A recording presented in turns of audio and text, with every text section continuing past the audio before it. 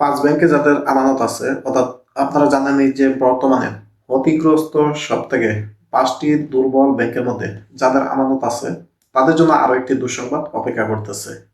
তো আজকে প্রত্যেকেই নিউজের মধ্যে আপনারা দেখতেছেন যে আমানতের যে অর্থ বা প্রফিট সেইটা কিন্তু দিবে না। গত 2 বছরের যে প্রফিট আসছে সেটা দিবে না।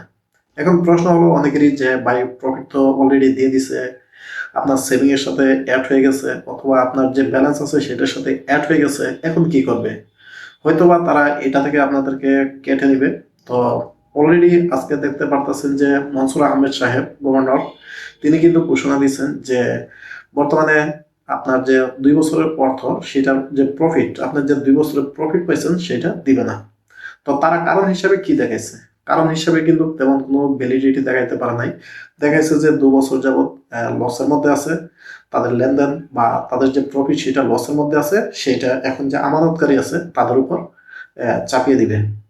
তো এটা কিন্তু মূলেও যুক্তিসঙ্গত না। যাদেরকে দেওয়া হয়েছে বাস দেওয়া হয়েছে, এখন থেকে চিন্তা ভাবনা করা যায় যে আগামীতে কিভাবে পরিচালিত হবে সেটা নিয়ে চিন্তা ভাবনা চিন্তা করা যায়।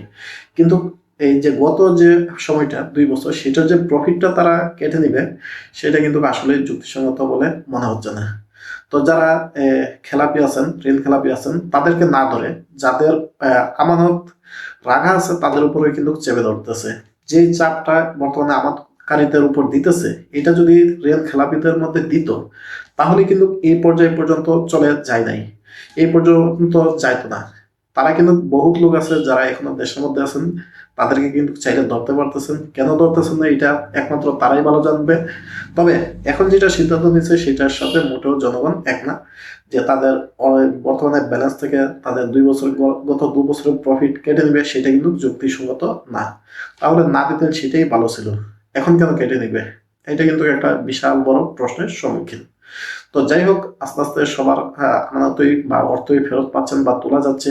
সেক্ষেত্রে এখন কিন্তু আপনারা শাখাগুলোতে যাওয়ার পরে বুঝতে পারবেন যে যে পাঁচ ব্যাংকের আমানতকারী আছেন, তারা কিন্তু যাওয়ার পরে বুঝতে পারবেন যে আসলে তাদের মোট ব্যালেন্স থেকে এই প্রফিটটা কেটে নেই কিনা।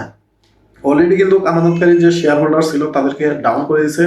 এখন কিন্তু যারা সেভিং আছেন বা আমানতকারী আছে, কারেন্ট অ্যাকাউন্ট বা জয়েন্ট সেভিং, এইগুলোতে কিন্তু তারা একটা সূক্ষ্মভাবে কিন্তু আপনাদেরকে ধরতেছে। তো এই বিষয়টা অবশ্যই সবার মাথায় রাখা উচিত যে আসলে যে বর্তমানে আমানতকারীদের সাথে এগুলো করাটা কি ঠিক হইতেছে কিনা। তো প্রত্যেকেই খোঁজ খবর নেবেন যে আসলে আপনার কি মেন যে ব্যালেন্স আছে, সেভিং আছে, সেখান থেকে কেটে নেয় কিনা। আমার কাছে এই জিনিসটা আসলে ভালো লাগেনি, মোটেও ভালো লাগেনি। এই বিষয়টাই আপনাদের সাথে শেয়ার করা উচিত ছিল যে বর্তমানে প্রত্যেকটা টেলিভিশনে দেখানো হচ্ছে যে মনসুর আহমেদ সাহেব এই কথাটাই বলতেছেন যে 2 বছরের যে প্রফিট বা লাভ সেটা এখন থেকে আর দিবে না। তো সবাই ভালো থাকেন, সুস্থ থাকেন, আল্লাহ হাফেজ।